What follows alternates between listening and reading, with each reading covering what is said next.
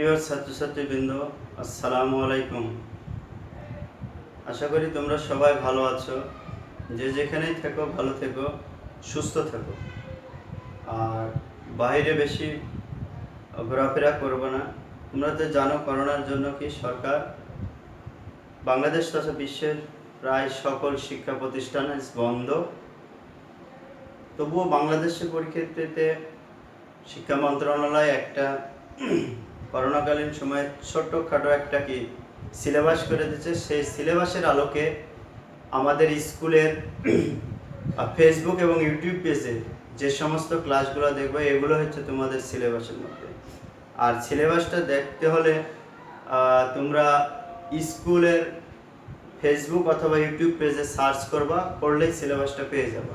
সিলেবাসে লেখা থাকবে, অন্তর্ভুক্ত এই চ্যাপ্টার দেওয়া থাকবে, ক্লাস সংখ্যা দেওয়া থাকবে এবং অন্তর্ভুক্ত করা হয়েছে, অন্তর্ভুক্ত করা হয় নাই, যেগুলো লেখা আছে হয়নি বা হয় নাই সেই চ্যাপ্টারের ক্লাস দেখার দরকার নাই। এবং সেই চ্যাপ্টারের ক্লাসগুলো আমাদের হয়তো বা আগে অনেক ক্লাস আমরা দিয়েছি, সেগুলো থাকতে পারে, কিন্তু ওই চ্যাপ্টারের ক্লাস দেখার দরকার নেই। এরপর তোমাদের সরকার কি করবে, অ্যাসাইনমেন্ট দিবে, প্রত্যেকটা সাবজেক্টের প্রশ্ন করে পাঠিয়ে দেবে। আমরা স্কুল পেজে দিব, স্কুলের ফেসবুকে দিব এবং স্কুলের হচ্ছে ইউটিউব পেজে দিব। তোমরা সেখান থেকে নিয়ে অ্যাসাইনমেন্টটা করে এ মাসের মধ্যেই হয়তো বা একটা নির্দেশ দিবে জমা দেওয়ার। তোমরা স্কুলে এসে কাউকে গার্জিয়ান দ্বারা পাঠিয়ে দিবা, দিয়ে জমা দিব। আমরা জমা নিব এবং সেগুলো মূল্যায়ন করে সংরক্ষণে রাখবো। তো আজকের ক্লাসটা হচ্ছে কি আমাদের কি ক্লাস, সরল সমীকরণ। সরল সমীকরণ অধ্যায় হচ্ছে কত, সরল সমীকরণের অধ্যায় হচ্ছে সপ্তম। তাহলে এখানে কিছু জিনিস আছে সরল সমীকরণ করার আগে সেগুলো জানতে হবে। সেগুলো কি, সমীকরণটা আসলে কি, সরল সমীকরণ কি, সমীকরণের মূল কি, আর সমীকরণের সমাধানটা কি। সমাধানটা আমি পরে বলছি। সমীকরণটা কি, যোগ বিয়োগ গুণ ভাগ, এই চিহ্নগুলো আমরা শুরু থেকে যখন থেকে হাতে বই খাতা কলম ধরেছি ছোট্টবেলা, সেই 5 বছর 4 বছর থেকে তখন থেকে শুনছি। যোগ বিয়োগ গুণ ভাগ ইত্যাদি এক বা একাধিক চিহ্ন এবং মাঝখানে এটা কি থাকবে, সমান চিহ্ন সমন্বয়ে গঠিত এক বা একাধিক গাণিতিক বাক্যকে সমীকরণ বলে। তাহলে গাণিতিক বাক্য কি, প্রক্রিয়া চিহ্ন সংবলিত এক বা একাধিক পদকে যুক্ত করলে যে সমীকরণটা, যে একটা রাশি পাওয়া যাবে সেটাকে আমরা বাক্য বলি, গাণিতিক বাক্য। যেমন বাংলায় বলি আমার সোনার বাংলা আমি তোমায় ভালোবাসি, এটা হচ্ছে কি বাংলা বাক্য।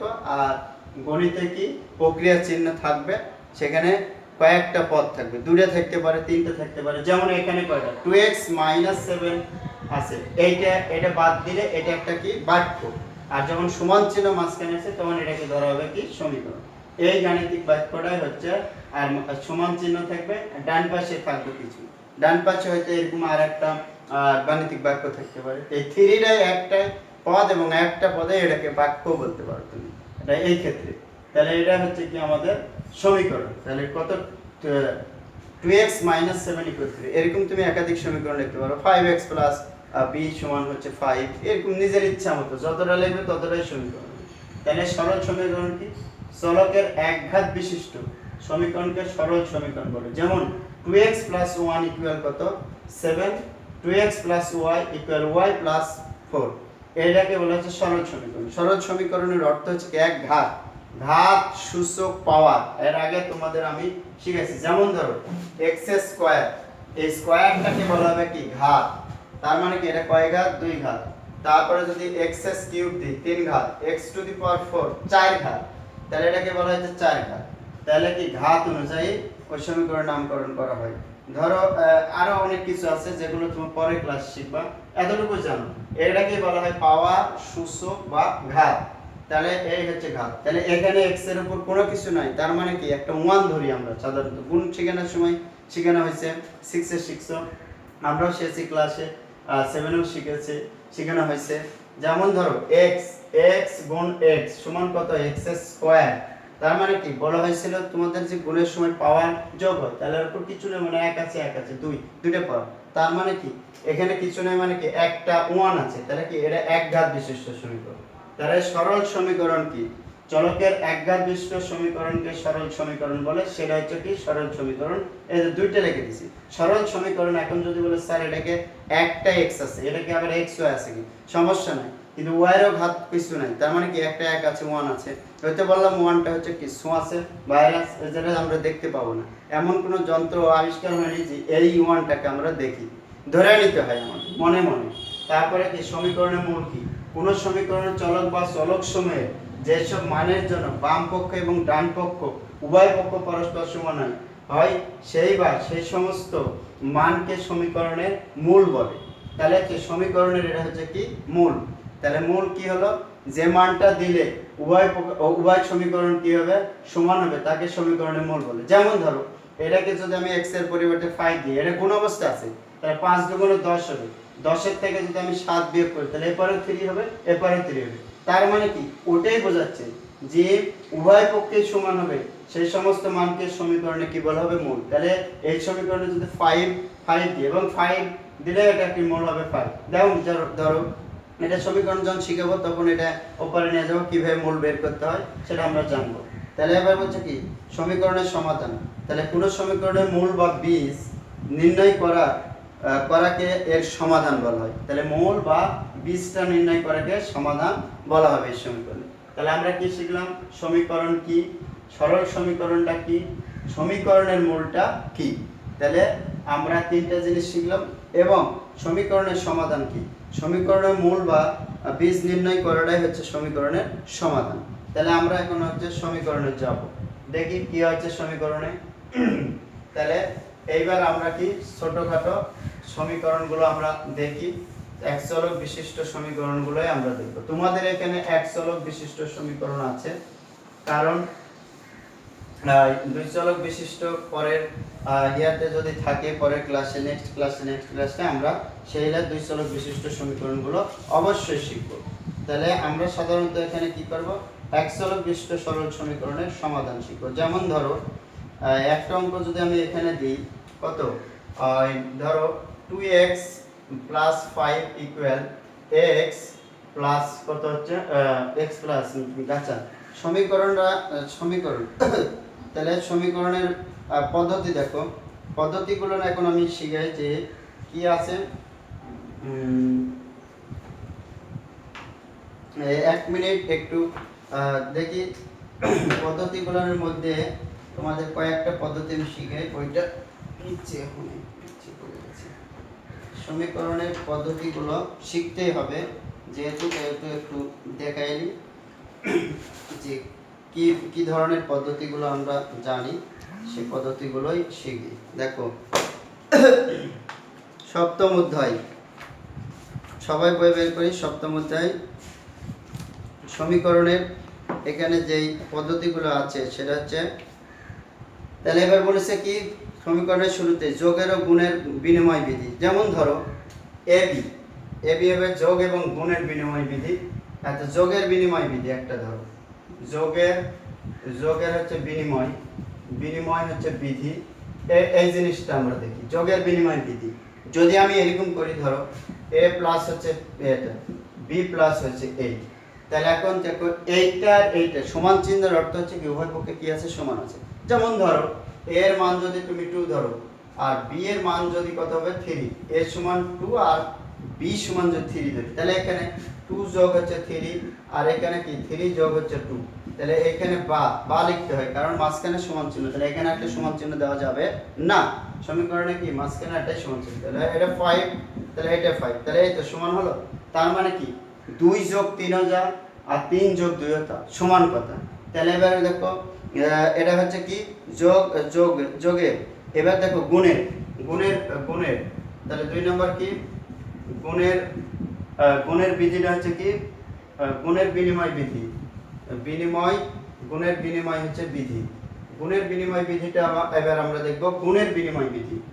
এবার কি দেখব গুণের বিনিময় বিধি। গুণের বিনিময় বিধি দেখো ab ইকুয়াল হচ্ছে ba, তাহলে a এর মান কত 2, ওই যে ধরো মনে মনে b এর মান 3, a এর মান 2, তাহলে এখানেও 3 দুগুণ 6, এখানে হবে কত 6।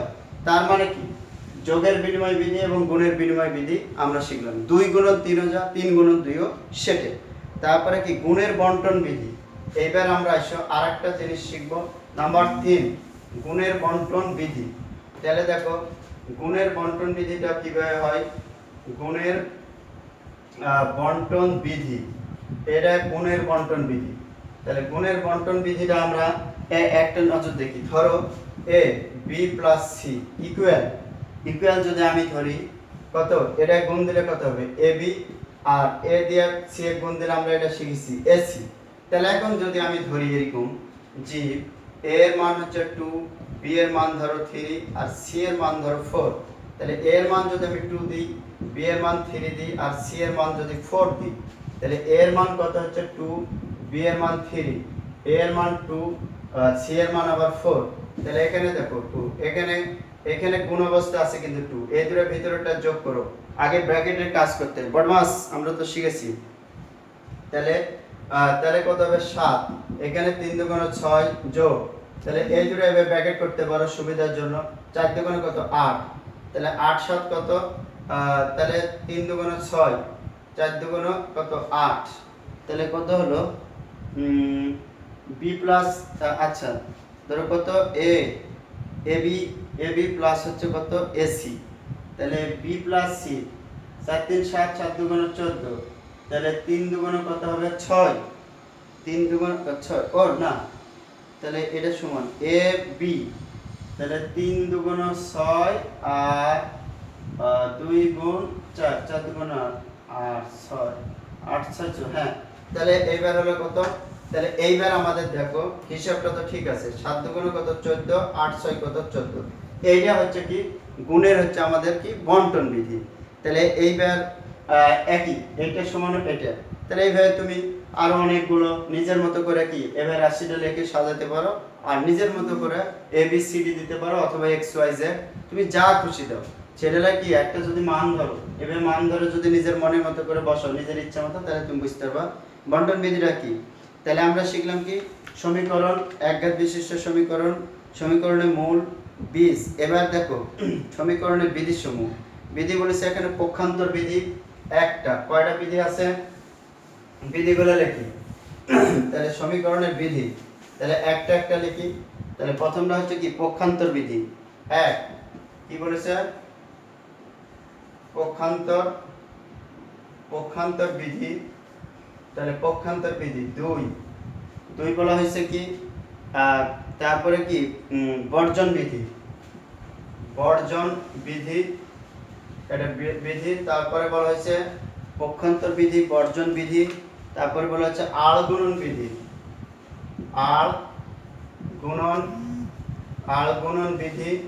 তারপরে বলা হয়েছে কি আল গুণন বিধির পর আমাদের অনেকগুলো, তাহলে গুণের বিধি, পক্ষান্তর বিধি, আল গুণন বিধি, প্রতিসাম্য বিধি। তাহলে প্রতিসাম্য বিধি এরা কয়টা হলো বিধি, কয়টা চারটে, মূলত চারটের মধ্যে আরো আছে দেখো পক্ষান্তর বিধি, তারপরে কি বলেছে আল গুণন বিধি, তারপরে বলা হয়েছে কি পক্ষান্তর বিধি, বর্জন বিধি, আল গুণন বিধি আর প্রতিসাম্য বিধি। এইবার আমরা যাব কি বিধিতে পক্ষান্তর বিধি। এই পক্ষান্তর বিধিটা একটু দেখি। এক্স ইকুয়াল ধরো এটাতে এখন পক্ষান্তর বিধি x প্লাস, ধরো x প্লাস হচ্ছে কত 7 ইকুয়াল x প্লাস 7 সমান কত হবে x প্লাস 7 ইকুয়াল 2। তাহলে এই পক্ষান্তর বিধির একটা সূত্র দেখো, যারা এটা বলছে কি তোমাদের বই বলছে এরকম যে এখানে যেহেতু 5 আছে সব সময় চলক, যে চলকের মান বের করো চলকটা বাম পাশে থাকবে আর ডান পাশে সব সময় কিছু ফলাফল বলতেই সব কিছুর ফলাফল ডান পাশেই হয়। এটা তোমরা খেয়াল করে দেখবা, মানে কি কাজের পরেই ফলাফল মানে ডান পাশে। তাহলে এখানে কত আছে 7, তাহলে আমি যদি এখন উভয় পক্ষে কি করি একটা 7 প্লাস আছে এটা রাখবো না, তাহলে এটাকে কি করব মাইনাস। যারা আর একটা কথা বলি সমীকরণের সমাধানের অর্থ হচ্ছে কি সমান, বাম পক্ষের সমান ডান পক্ষের সমান। তাহলে বাম পক্ষে যদি আমরা কোনো কিছু যোগ করি তাহলে ডান পক্ষ ওই সমানই যোগ করতে হবে, বাম পক্ষে কোনো কোনো কিছু বাদ দিলে বাম পক্ষ থেকে ডান পক্ষেও বাদ দিতে হবে। ডানি পাল্লা যখন আমরা ধরি এপাশে হচ্ছে দিলাম পাথর, এপাশে দিলাম পাথর, এপার ওপার যদি সমান করতে চাই তো অবশ্যই সমান ওজনই আমাদের কি করতে হবে, দিতে হবে, না হলে সমান হবে না। এই সমান চিহ্নটাই হচ্ছে মনে করো ডানির শলা, এই পাশে আর এই পাশে দিব, তাহলে এই পাশে 7 মাইনাস করছি, মানে কারণ কি এটা হচ্ছে কি ধ্রুবপদ বলে, যার সাথে চলক থাকে না সেটা ধ্রুবপদ। ধ্রুবপদকে আউট করতে হলে কি 7 কে -7 নিতে হবে, তাহলে এপারে কি এপারে -7 নিছি, তাহলে তো এটা সমান হবে না। তার মানে কি আগের সমীকরণ আমরা পাবো না, তাহলে 7 কাটলে কি হবে x = 2 হবে, x = 2, তো তাহলে x এর মান 2 মানে কি ফলাফল বা 20 চলে আসবে, তাহলে এপারে কি করতে হবে আমরা 7 বিয়োগ করতে হবে, তাহলে এপারে কি হবে একটা প্লাস একটা মাইনাস চলে গেল, তাহলে x থাকে এপারে কি -5। এই বিধিটা হচ্ছে কি এই সমীকরণের বীজ বা মূল হয়ে গেল কত, x = -5। তার মানে কি এটাই বলা হচ্ছে পক্ষান্তর বিধি। আরেকটা যদি পক্ষান্তর বিধি হচ্ছে কি এটা পক্ষান্তর বিধির আরেকটা ধাপ দেখো, যদি এরকম আরেকটা থাকে 4x মাইনাস কত 2x ইকুয়াল 4x মাইনাস হচ্ছে 2x ইকুয়াল 2x প্লাস হচ্ছে কত 2x 4x ইকুয়াল হচ্ছে কত 4x মাইনাস 2x, তাহলে মাইনাস 2x না 4x সমান কত হলো আচ্ছা 4x ধরো 4x ইকুয়াল কত আচ্ছা হচ্ছে কত 2, ধরো 4x ইকুয়াল এইটাই ধরো, তাহলে এইটাকে আমরা যদি কি করি এখন দেখো এখানে -4x আছে, তাহলে এখানে আউট করতে হলে কি প্লাস, তাহলে 4x মাইনাস আছে, তাহলে এইটা আমরা ওইদিকে ঝামেলা না যে আমরা ডাইরেক্ট করে দিতে পারি যে 4x থেকে 2x বাদ দিলে কত থাকে 2x ইকুয়াল কত 7। এখন দেখো এইখানে দেখো এই যে 2 আছে 2x ইকুয়াল হচ্ছে 7 আছে, এই x কে কাটাতে হলে উভয় পক্ষে আমার কি করতে হবে হাফ দ্বারা গুণ, তাহলে উভয় পক্ষে আমাকে হাফ দ্বারা গুণ করতে হবে, তাহলে 2 কাটলো x আর 1 গুণ হয় x, তারপরে এখানে কত হবে x 7 আর 1 গুণ হলে 7/2, এরকম একটা জিনিস আসবে। অথবা তুমি যদি এটাকে যদি মনে করো যে এইভাবে আমি করব না, তাহলে কিভাবে করব, এই পারে যেটা গুণ অবস্থায় থাকবে তাহলে x ওপারে যা কি হবে ভাগ হবে, আর এই পারে ভাগ থাকলে ওপারে যা কি হবে বিয়োগ হবে। তার মানে এটা হচ্ছে পদ্ধতি, তাহলে এই এক পদ্ধতি উভয় পক্ষে হাফ গুণ করতে হবে, কারণ কি যার মান বের করব তাকে সব সময় ফ্রি করতে হবে, তাহলে x এর মান বের করব, শুধু x ই থাকবে পারে 2 থাকবে না, হ্যাঁ তো চলকটাই থাকবে, তার সাথে ধ্রুবপদটা থাকবে না, মানে সংখ্যা সহগ যাকে বলে, 2টা হচ্ছে কি সহগ সংখ্যা কার x এর চলকে, তাহলে x খালি রাখবো, তাহলে এই তাহলে এটা গেল কি হচ্ছে ওকে এবার বর্জন বিধি, তাহলে আমার একটা বিধি শেষ, একটা আমি কেটে দিলাম, তাহলে এরপরে আসবে কি বর্জন বিধি। বর্জন বিধির মধ্যে আবার কি আছে, একটা হচ্ছে যোগের বর্জন বিধি আছে, আর একটা হচ্ছে গুণের বর্জন বিধি। তাহলে দেখো বর্জন বিধি এবার নিয়ে আসবো বর্জন বিধি, ধরো 2x প্লাস 3 তারপরে y প্লাস কত হবে 2x প্লাস 3 আর y প্লাস y তাহলে 2x প্লাস 3 আর y প্লাস ধরো হলো এই একটা 3, তাহলে আমি যদি এই 3 কে আউট করব তাহলে কি 2x plus 3 minus 3 equal y plus 3 minus 3, ওই যে বললাম মাইনাস 3 কেন নিলাম, ওই যে এরপরে প্লাস 2 আছে, এটাকে বলা হচ্ছে কি যোগের বর্জন বিধি। তাহলে যোগ করে বাদ দাও, তাহলে কত হবে, তাহলে মাইনাস উভয় পক্ষে মাইনাস যোগ করুন, তাহলে এটা কেটে গেল, এটা কেটে গেল, তাহলে কত 2x ইকুয়াল কত হলো y, তাহলে এইবার আবার ওই যে ওই পদ্ধতি 2x আছে তাই এখানে হাফ দিয়ে গুণ দাও উভয় পক্ষে, অথবা এটা কি আছে x এর পরে রাখো আর y ডিভাইডেড কত 2, এইভাবে করতে পারো, এটা आंसर করতে পারো, অথবা 2x গুণন হচ্ছে হাফ ইকুয়াল y গুণন কত হচ্ছে হাফ, তাহলে 2 আমাদের কাটলো, x ইকুয়াল কত y 1 এর সাথে গুণ হবে, তাহলে উপরে যাবে আর নিচে 2 থাকলো, এটা आंसर। অথবা কি করতে পারি আমরা এটা এইভাবে চাই, এই লাইন থেকে এই পদ্ধতি, না হলে এখানে ডাইরেক্ট, তাহলে এই পদ্ধতিতে গেল আমরা, তাহলে আমরা কয়টা বললাম দুইটা বললাম। তাহলে এবার গুণের বর্জন, এটার আবার এটা হলো কি যোগের বর্জন, এইটা পদ্ধতি বর্জন বিধির দুইটা পদ্ধতি, যোগের বর্জন আর একটা হচ্ছে গুণের বর্জন, এটা যোগের এবং গুণের দুইটাই একসাথে।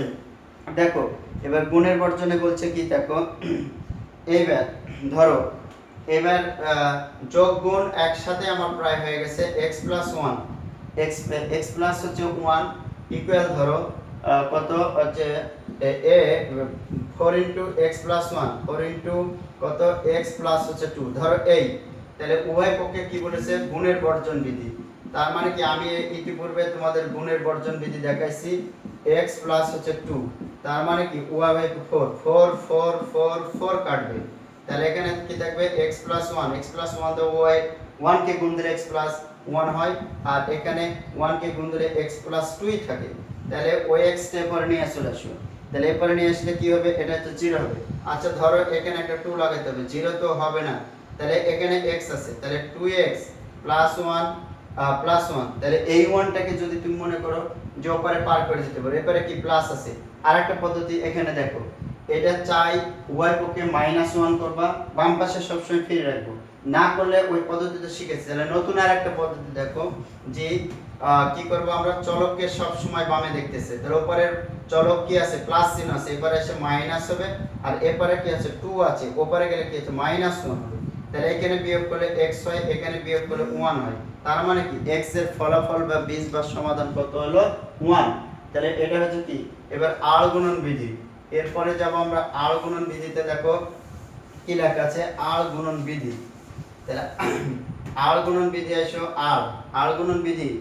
এবার r গুণন করার পদ্ধতিটা দেখো কিভাবে r গুণন বিধি হয়, যেমন 2x বাই হচ্ছে 3 2x by 3 2x by 3 minus 1 by হচ্ছে 2 ইকুয়াল কত ইকুয়াল ধরো 2 বাই কত হচ্ছে 3, তাহলে এখানে একটা লসাগু করো, 3 দুগুণ কত 6, আমরা তো ছোটখাটো ভগ্নাংশের অঙ্ক শিখেছি আগে।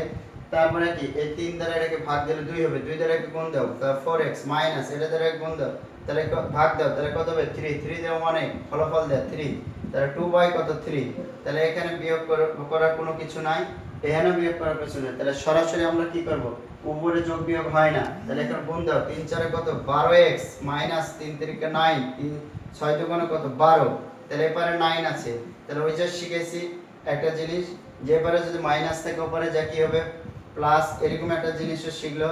তারপর কিংবা উভয় পক্ষে তুমি +9 নিতে পারো, যেটা আগে শিখালাম, তাহলে কত হবে 12x ইকুয়াল কত তাহলে 20 21 হয়, তাহলে কত 9 দশমিক 21, তাহলে এখন x এর মানটা আমি বের করব, তাহলে x ইকুয়াল কত 21 ডিভাইডেড এপারে কোন অবস্থা আছে, তাহলে গুণের বর্জন বিধি শিখালাম, যোগের বর্জন বিধি শিখালাম বর্জন বিধির মধ্যে, তাহলে এপারে ওটা না শিখে এপারে গুণ আছে, গুণ অবস্থায় থাকলে ওপারে যা কি হলো ভাগ হয়, এটা হচ্ছে x এর মূল বা বীজ।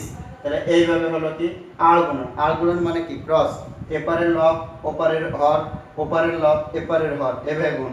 আর সব সময় আমরা চাবো, এখন তুমি যদি বলো যে স্যার 6 দুগুণ 12 যদি আমি এবার বাম পাশে রাখি, এটা গুণ দিয়ে উপরে রাখি তাও হবে, কিন্তু আমরা সব সময় কি চাই চলকটাকে বামে রাখি আর ফলাফলটাকে কি করি ডান পাশে রাখি চলকের মানটাকে, তাহলে ওই জন্য আমরা কি করলাম চলকটাকে বামে রাখলাম। তাহলে এইটা গেল কি r গুণন বিধি। এবার প্রতিসাম্য বিধি।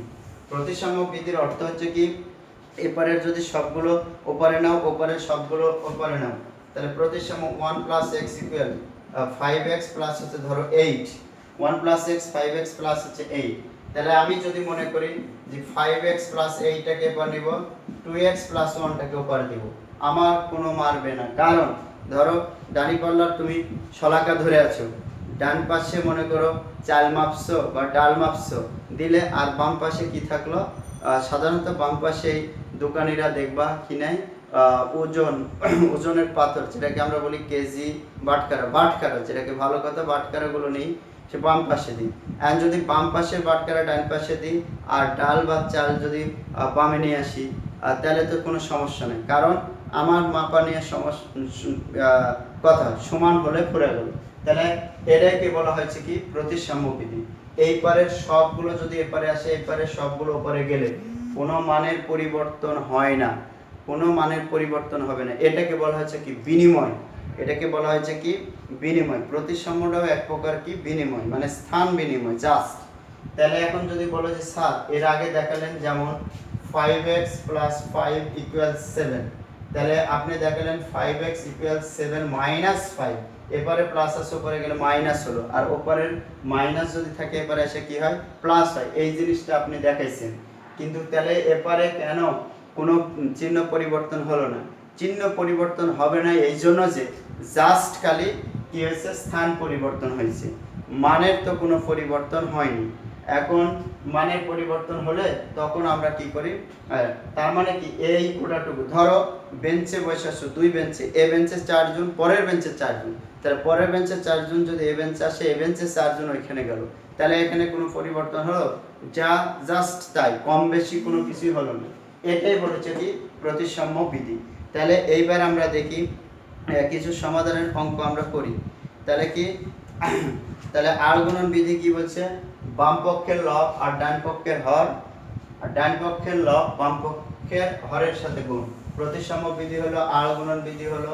তারপরে কি বজ্র গুণনের কি আর একটা প্রতিসাম্য আর গুণন প্রক্ষান্তর, তারপরে একটা হলো বজ্র গুণন বিধি। বজ্র গুণন বিধি দুইটা হলো যোগের বর্জন বিধি একটা হয়, আর হচ্ছে গুণের বর্জন বিধি, জুড়ে একসাথে শেখানো হয়েছে।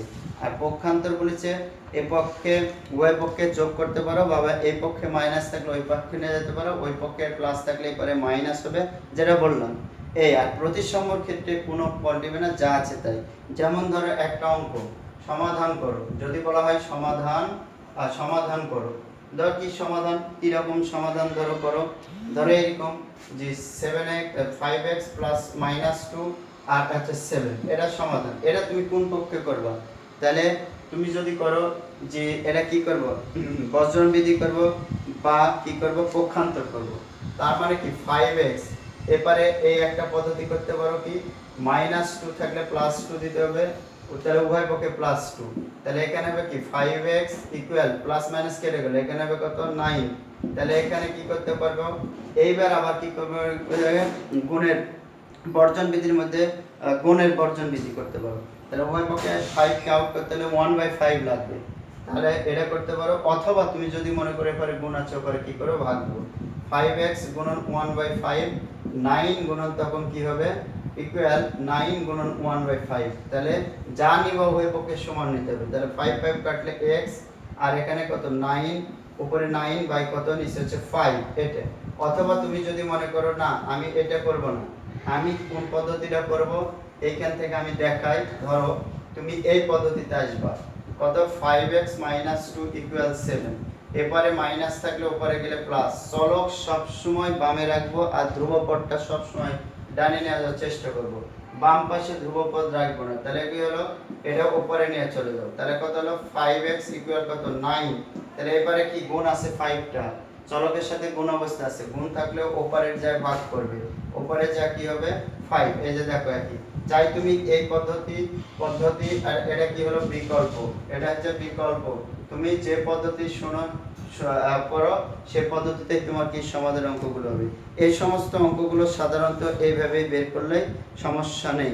আবার কিছু অঙ্ক আছে যেমন এরকম একটা অঙ্ক ধরো আমরা করে দিই যে কত বইয়ের সাধারণত ছোটখাটো এই অঙ্কগুলো আছে, যেমন ধরো y মাইনাস, আচ্ছা ধরো a - 2, a কে আমরা চলক ধরি, তাহলে a - 2/4 প্লাস তারপরে কি আছে 2a - 1, 2a - 1 ডিভাইডেড হচ্ছে 3 ইকুয়াল a মাইনাস, আবার একটা দেওয়া আছে কি 1/3, তাহলে এইটা একটা অঙ্ক। তাহলে আমরা এখানে কি করতে পারি, এখানে উভয় পক্ষে কি লসাগু আগে করতে হবে, তাহলে 3 4 কত হবে 12, তাহলে কি 3 দিয়ে কি করতে হবে a - 2 কে গুণ, তারপরে কত 3 4 12, 4 দিয়ে এবার কি করতে হবে 2a - 1 কে গুণ, এখানে 3 লসাগু, তাহলে 3a - 1 হয়, তাহলে নিচে মনে মনে 1 ধরে 1 দিয়ে 3 কে ভাগ দিলে কি হবে 1, আর 3 লসাগু 3, 1 দিয়ে 3 কে ভাগ দিলে 3 হবে, 3 দিয়ে কি গুণ দিলে 3a মাইনাস 3 3 ভাগ দিলে কত 1 হয়, 1 দিয়ে 1 কে গুণ দিলে 1, তাহলে এখানে কত 3a - 2, তারপরে কত মাইনাস 3 2 গুণ 6 প্লাস 4 2 গুণ 8 মাইনাস প্লাস এ ব্র্যাকেট যখন উঠবে প্লাসে মাইনাসে মাইনাসই হবে, 4 1 কে 4, তাহলে 4 1 কে 4 ডিভাইডেড কত 12 ইকুয়াল 3a - 1 ডিভাইডেড 3, তারপরে এখানে দেখো তাহলে a 8, তাহলে কত 11a, তারপরে এখানে মাইনাস কত 10 হবে, 6 আর 4 10 মাইনাস, তাহলে এখানে কত হবে 8 5 8 8 3 11, 11a ডিভাইডেড কত 12, তারপরে কত হবে 3a - 1 ডিভাইডেড 3, তাহলে এইখানে আমরা এখন উপরে যাব, এই অঙ্কটা এই পর্যন্ত শেষ। এখন আমাদের কি আসছে, আল গুণনের এই যে পদ্ধতিগুলো চলে আসছে। তাহলে পদ্ধতির কোন পদ্ধতিতে এখন আমাকে যেতে হবে, অবশ্যই আল গুণনের। 3 গুণ দাও, 3 3কে 3 11 33 মাইনাস 3 3 10 30 ইকুয়াল 12 দিয়ে দাও, 3 12 কত হবে 36 এ, তারপরে মাইনাস 12। এখন দেখো এখন কি করবা, যোগের পক্ষান্তর বিধি না যোগের বর্জন বিধি করবা। তাহলে যোগের বর্জন করলে তাহলে কি হবে 33 এ, আমি যদি মনে করি না চলকগুলো নিব, তাহলে এই পদ্ধতিতেও করতে পারো। ওপারের চলকটা 36 এটা মানে কি চলকটা বামে নিব, 36 এ প্লাসের আছে, তাহলে এখানে নিয়ে এসো মাইনাস 36 এ, তাহলে মাইনাস 12 প্লাস হচ্ছে কত 30, এপারে একটা ধ্রুবকটা কি মাইনাস আছে উপরে গেলে প্লাস, তাহলে এখন মাইনাস কত হবে 3 এ, তাহলে এটা বলো, তাহলে মাইনাস 3 এ থাকে, তাহলে কোনটা বলো এটা প্লাস 12 যদি বাদ দিই 30 এর মধ্যে থাকবে কত 18। তাহলে এই মাইনাসটা এখন বাম পাশে মাইনাস আছে, তাহলে এই মাইনাসকে আউট করতে হলে আমাকে কি করতে হবে, উভয় পক্ষে মাইনাস দ্বারা গুণ।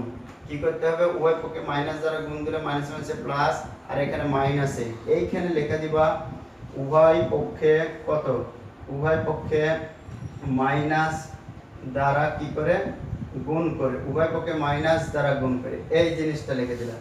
তাহলে এখন 3টা এপারে চাই 1/3 দ্বারা গুণ দাও, ওই যে গুণের বর্জন বিধি।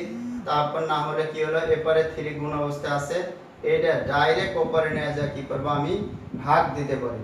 তাহলে কি হবে, a ইকুয়াল 3 6 কত 18 মাইনাস 6, এটাই হবে আমার এই সমীকরণের মূল বা বীজ। এই তো এইভাবে সমীকরণের প্রত্যেকটা সমাধান আমরা কি করতে পারি, করতে সরল সমীকরণের গঠন সমাধান।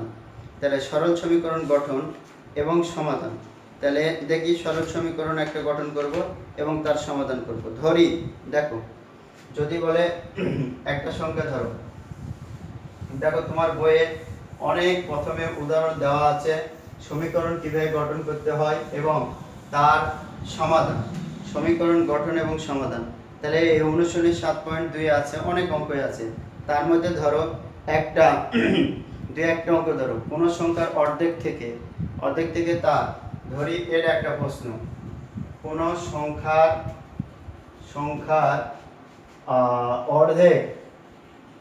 অর্ধেক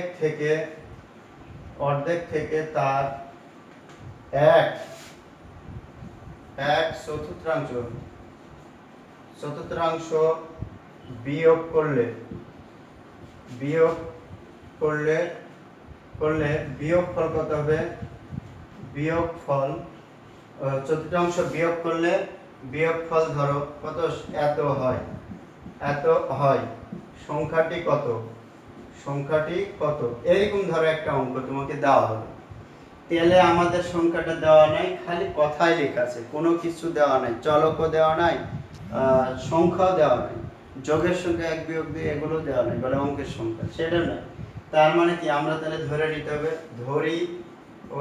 ধরি অঙ্কটা আগে ছোটবেলা করেছি, ধরি সংখ্যাটি ক এবার করেছি না, সেটা বীজগণিত ধরি সংখ্যাটি a b c অথবা x y z। তাহলে ধরি সংখ্যাটি কত হবে, x, তাহলে সংখ্যাটির অর্ধেক, এবার বলছে অর্ধেক সংখ্যাটির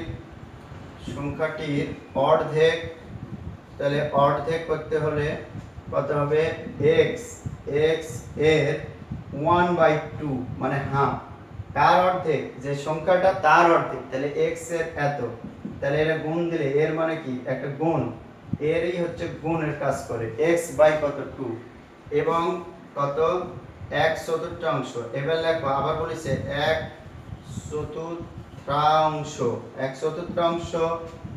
x এর 1/4, তাহলে সমান x/4।